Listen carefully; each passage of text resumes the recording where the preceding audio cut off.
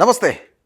మొన్న నేపాల్, నిన్న బంగ్లాదేశ్, అలాగే శ్రీలంక, నేడు భారత్. ఈ 3 దేశాల్లో గతంలో జెన్జీ కిడ్స్ వాళ్ళ యొక్క ఉద్యమాలు ఏ విధంగా ప్రభావితమయ్యాయో మనం చూసాం.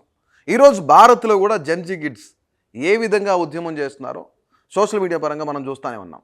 అంటే ఇప్పుడు దేశంలో ఎక్కడ చూసినా సరే సిజేపీ, కాక్రోచ్ జనతా పార్టీ. సో ఈ యొక్క ఓడ్ ఎక్కడ స్టార్ట్ అయిందో మనందరికీ తెలిసిన విషయమే. చీఫ్ జస్టిస్ అలాగే జస్టిస్ సూర్యకాంత్ ఏ విధంగా మాట్లాడారో ఈరోజు ఉన్న జెన్జీ కిడ్స్ యువకులంతా కూడాను సోషల్ మీడియాలోనూ లేదంటే సోషల్ మీడియాలో తచ్చట్లాడుతూ ఉన్నారు. అలాగే ఆర్టీఐల కోసం పడిగాపులు కాస్తూ ఉన్నారు. ఏది కావాలన్నా సరే కాక్రోచ్ లాగా తయారయ్యారు అని చెప్పేసి ఏ విధంగా మాట్లాడారో మనం చూసాం. సో దీనిపైన ఈరోజు ఒక పెద్ద సోషల్ మీడియా పరంగా ఒక ఉద్యమమే జరుగుతుంది. ఈరోజు సిజేపీ, కాక్రోచ్ జనతా పార్టీ దేశంలో ఏ విధంగా జెన్సీ కిడ్స్ను ప్రభావితం చేస్తున్నాయో మనం చూస్తూనే ఉన్నాం. అయితే ఇక్కడ ముఖ్యంగా మార్పు ఏంటి, అసలు వీళ్ళు కోరుకునే మార్పు ఏంటి? ఎక్కడ చూసినా సరే కేంద్ర ప్రభుత్వం పైన, ప్రభుత్వాలపైన యాంటీ ఇంకంబెన్స్ ఏ విధంగా ఉందో, జెన్జీ కిడ్స్ ఏ విధంగా ఉద్యమాన్ని స్టార్ట్ చేశారు అనేది వీళ్ళు చెప్తా ఉన్నారు. దీనిపైన మరింత సమాచారం మనతో మాట్లాడడానికి, అసలు ఈ జెన్జీ కిడ్స్ గురించి, అలాగే ఈ యొక్క యువత ఏ విధంగా సోషల్ మీడియా పరంగా ఈ ఉద్యమం స్టార్ట్ చేశారని మాట్లాడడానికి ఏపీ నుంచి అలాగే కాంగ్రెస్ పార్టీ సీనియర్ నాయకులు శుంకర పద్మశ్రీ మనతో లైన్లో ఉన్నారు. మాట్లాడదాం. మేడం నమస్తే. నమస్తే సార్. మేడం, ఇప్పుడు జెన్జీ కిడ్స్ ఏ విధంగా సోషల్ మీడియా పరంగా ఉద్యమం చేస్తున్నారో, కేవలం 5 రోజుల్లోనే దాదాపుగా 1,40,00,000 మంది ఫాలోవర్స్ కూడా వాళ్ళు సంపాదించుకున్నారు. ఇట్లాగే ఇప్పుడు ప్రస్తుతానికి ట్విట్టర్ కూడా వాళ్ళ అకౌంట్ని బ్లాక్ చేయడం కూడా మనం చూసాం. అంటే జెన్జీ కిడ్స్ ఉద్యమం ముందుకెళ్తానే ఉంది. ఇటు పక్క నుంచి కేంద్ర ప్రభుత్వం కానీ ఈ ట్విట్టర్ బ్లాక్ చేయడం కానీ ఇవన్నీ ఎలా చూడొచ్చు మనం? మనకి ఆల్రెడీ 2014 నుంచి చూస్తున్నాం సార్. భారతీయ జనతా పార్టీ మోడీ అధికారంలోకి వచ్చినప్పటి నుంచి అన్ని వ్యవస్థల్ని అడ్డం పెట్టుకునే కదా మన గొంతు నొక్కే ప్రయత్నం చేస్తా ఉన్నారు. ప్రతిపక్షాలను గానీ అట్ ద సేమ్ టైం మీడియాను కూడా గుప్పిట్లో పెట్టుకుని. సో అటువంటి పరిస్థితుల్లో ఆబ్వియస్లీ మోడీ, అమిత్ షా భయపడతా ఉన్నారు. సో కాక్రోచ్ జనతా పార్టీ అనేది దేని వల్ల బయటకు వచ్చిందండి? ఒక చీఫ్ జస్టిస్ కూడా అటువంటి వ్యాఖ్యలు చేయబట్టి దాన్ని తప్పుపడతా ఉంది యువత. మరీ ముఖ్యంగా భారతీయ జనతా పార్టీ అధికారంలోకి వచ్చిన తర్వాత ఉద్యోగాలు లేవు యువతకి, ఒక్కడీలు వేసుకోమని చెప్పాడు ప్రధాని మోడీ. మరి ప్రతి సంవత్సరానికి 2 కోట్ల ఉద్యోగాలు ఇస్తానని చెప్పి ఇవ్వలేదు. ఆర్థిక వ్యవస్థ కుంటుపడింది, నిత్యావసరాల ధరలు పెరిగిపోయినాయి, పెట్రోల్, డీజిల్, గ్యాస్ రేట్లన్నీ విపరీతంగా పెరిగిపోయినాయి. సామాన్యుడు బతికే పరిస్థితి లేదు. మీరు ఇవన్నీ చెప్తున్నారు పద్మశ్రీ గారు, మీరు ఇవన్నీ చెప్తా ఉన్నారు. కానీ ఈరోజు కేంద్ర ప్రభుత్వం విశ్వగురుగా మోదీ ఉన్నాడు, అలాగే ప్రపంచానికే పెద్దన్నగా మోడీ ఉన్నాడు, ప్రపంచ దేశాల్లో అతిపెద్ద ఆర్థిక శక్తిగా భారత్ అవతరించబోతుందని చెప్తా ఉన్నారు. అంటే ఇవన్నీ కూడా మేక్ ఇన్ ఇండియా కానీ, స్వచ్ఛ భారత్ కానీ ఇవన్నీ మేము చేసిన డెవలప్మెంట్స్ అని చెప్తుంది కదా కేంద్ర ప్రభుత్వం ఈరోజు. సార్, మీరు చెప్పిన పాయింట్స్ అన్ని కూడా I don't want to repeat. అవన్నీ పేపర్ మీద చూపించడానికి, వాళ్ళు ప్రచారం చేసుకోవడానికి సరిపోతుంది తప్ప, ప్రచార ఆర్భాటాలు తప్ప. విశ్వగురు అంటే ఏమన్నా ఇప్పుడు యువతకు ఉద్యోగాలు ఇవ్వగలుగుతున్నాడా, లేకపోతే పేదవాడికి కడుపు నిండా అన్నం పెట్టగలుగుతున్నాడండి? నిత్యావసరాల ధరలు తగ్గించగలిగాడా? ఇవి కాదు కదా. హిందూ మతం పేరుతో ఎంత మత విద్వేషాలు రెచ్చగొట్టి మైనారిటీల మీద, క్రైస్తవుల మీద దాడులు జరుగుతా ఉన్నాయండి, చంపేస్తా ఉన్నారండి. ఆడబిడ్డలకు రక్షణ ఉందా ఈ రోజున? దానికి ఉదాహరణే ఉన్నావు గాని, హత్రాస్ గాని, బిల్కిస్ బాను గాని, ఇటువంటి ఎన్నో ఉదంతాలు. సో ఇటువంటి పరిస్థితుల్లో యువత ఎదురు తిరుగుతా ఉన్నారు. అందుకనే అటువంటి వెబ్సైట్ పెట్టి వాళ్ళు విపరీతంగా అంత రావటానికి, ట్రోల్ అవటానికి కారణం ఎంతమంది, ఈవెన్ సీనియర్ జర్నలిస్టుల దగ్గర నుంచి ఎంతో మంది దిగ్గజాలైనటువంటి రాజకీయ ప్రముఖులు అందరూ కూడా దాన్ని సపోర్ట్ చేస్తా ఉన్నారంటే maybe I don't fit in to that. Even I'm supporting. But నిజంగా మీరు సపోర్ట్ చేస్తున్నారు. ఐఎమ్ ఆల్సో ఏ కాక్రోచ్ అండి. I'm telling you because we are fighting against anti peoples ఇవన్నీ సిస్టమ్ మీద. ఈ కేంద్ర రాష్ట్ర ప్రభుత్వాలు అవలంబిస్తున్నటువంటి ప్రజా వ్యతిరేక విధానాల మీద నేను ఫైట్ చేస్తున్నాను కాబట్టి I'm also a cockroach. But ఈ రోజు కేంద్ర ప్రభుత్వాన్ని వ్యతిరేకించడానికి ఈ కాక్రోచ్ జనతా పార్టీ ఏదైతే ఉందో దీన్ని స్థాపించడానికి ముఖ్యమైన కారకులు కొన్ని రాజకీయ పార్టీలు ఉన్నాయి. ఆప్ ఉంది, కాంగ్రెస్ ఉంది, ఇలాగ రకరకాల పేర్లు వినిపిస్తా ఉన్నాయి. నిజంగానే మీ కాంగ్రెస్ పార్టీ ఏమన్నా ఈ యొక్క సిజేపీ పక్కన ఉందా ఏమన్నా? Sir, Bharatiya Janata party fail అయ్యి మోడీ, అమిత్ షా సోషల్ మీడియా వేదికగా గానీ అనేక రకాలుగా ఏదైనా మాట్లాడతారండి. వాళ్ళకి అలవాటైంది అబద్ధాలు చెప్పటం. ఆ విశ్వగురు అని పేరు ఎట్లా పెట్టుకున్నాడో అర్థం కావట్లేదని ఆ పేరుకే మచ్చ తీసుకొచ్చాడు నరేంద్ర మోడీ. అమిత్ షా కూడా ఏ విధంగా తప్పుడు కేసులు పెట్టి, భయపెట్టి వ్యవస్థలని, ఈడీని, సిబిఐని అడ్డం పెట్టుకుని కేసులు పెట్టి ఏ విధంగా గొంతు నొక్కుతున్నారో మనకు తెలియట్లేదా?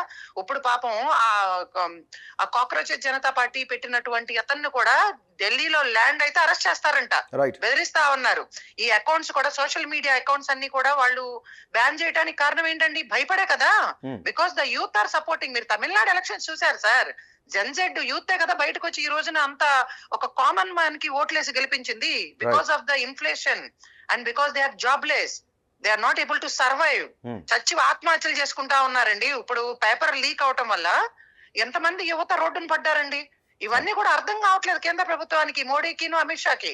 అందుకనే తిరుగుబాటు మొదలైంది. రైట్. ఇప్పుడు కేంద్ర ప్రభుత్వం ఇవన్నీ పక్కన పెడితే, పక్క రాష్ట్రాల గురించి పక్కన పెడితే, ఇప్పుడు ఆంధ్రప్రదేశ్ సిచ్యువేషన్ ఏంటి? ఎందుకంటే నేను ఈ మాట అడుగుతున్నా అంటే, ఎన్డీఏ ప్రభుత్వం ఈరోజు కొలువు తీరుంది ఆంధ్రప్రదేశ్లో జెన్జీ కిడ్స్ కానీ యువత కానీ ఈరోజు ఆ యొక్క ప్రభుత్వానికి సపోర్ట్ చేస్తున్నారా లేదా? అసలు రాష్ట్రంలో పరిస్థితి ఏంటి? ఆంధ్రప్రదేశ్ లో కూడా జెన్జీ కిడ్స్ మొత్తం యూత్ అంతా కూడా కాక్రోచ్ జనతా పార్టీకి కేంద్ర రాష్ట్ర ప్రభుత్వాలకు వ్యతిరేకంగా ఫైట్ చేస్తా ఉన్నారు. మీరు తెలుగులో కూడా వీడియోలు చూసుంటారు. రైట్. సో పెద్ద ఎత్తున సపోర్ట్ ఇస్తా ఉన్నారు. ఎందుకంటే చంద్రబాబు నాయుడు, పవన్ కళ్యాణ్ ఈ భారతీయ జనతా పార్టీతో చేతులు కలిపి చాతగాని దద్దమ్మలు అన్న విషయాన్ని చాలా స్పష్టంగా దే ఆర్ ఫెయిల్యూర్. కూటమి హాస్ ఫెయిల్యూర్డ్ అనేది చాలా క్లియర్ గా కనపడుతుంది. పద్మశ్రీ గారు ఈరోజు ఒక సీఎం ని అలాగే డిప్యూటీ సీఎం ని మీరు చెప్తా ఉన్నారు చాతగాని దద్దమ్మలని, ఈ స్టేట్మెంట్ మీరు ఇస్తున్నారు. దీనికి స్ట్రైట్ ఫార్వర్డ్ గా కట్టుబడి ఉంటారా మీరు? Sir, I'm always there from 2014. నేను ఎవరికి భయపడలేదే. మోడీ, అమిత్ షా, ఈవెన్ చంద్రబాబు నాయుడు, పవన్ కళ్యాణ్, జగన్మోహన్ రెడ్డి వీళ్ళకి ఎవరికి భయపడకుండా పెద్ద ఎత్తున ప్రభుత్వాలకు వ్యతిరేకంగా ఫైట్ చేస్తున్నాను నేను. నా మీద 40 పైగా కేసులు పెట్టారు. ఏం పీక్కుంటారో పీక్కోండి అని చెప్పి డైరెక్ట్ గా మీడియా ముఖంగా చెప్పాను వాళ్ళకి. ఈ రోజుకి నేను ఆ మాటలకు కట్టుబడి ఉన్నాను. యువత రోడ్డు మీద ఉన్నారండి. మన బిడ్డల భవిష్యత్తు ఏంటో అర్థం కాని పరిస్థితి. రాష్ట్ర అభివృద్ధి అనేది లేదు. కేవలం వీళ్ళు విచ్ఛిన్నం చేసేసి రాష్ట్రాన్ని దోచుకోవటం, మోడీకి తొత్తుల్లా వ్యవహరిస్తున్న వాళ్ళని దద్దమ్మలు అనక ఏమంటారండి? రైట్. ఫైనల్లీ ఈ జెన్జీ కిడ్స్ పైన, ఈ యొక్క జెన్జీ ఉద్యమం పైన, ఈ కాక్రోచ్ జనతా పార్టీ ఏదైతే దీనిపైన మీ యొక్క అభిప్రాయం ఏంటి? ఫైనల్గా ఏం చెప్తారు దీని గురించి? I told you already, I am also a cockroach. I am fighting against the state and central governments. I am fighting against the inflation.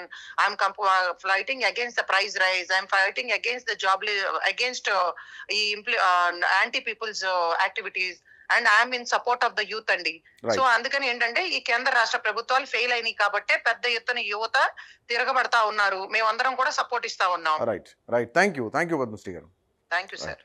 So మొత్తానికి ఇప్పుడు జెన్జీ కిడ్స్ గురించి ఏదైతే ఈ యొక్క సిజేపీ ఉందో, కాక్రోచ్ జనతా పార్టీ, దేశవ్యాప్తంగా కూడా దీని గురించి పెద్ద చర్చ జరుగుతుంది.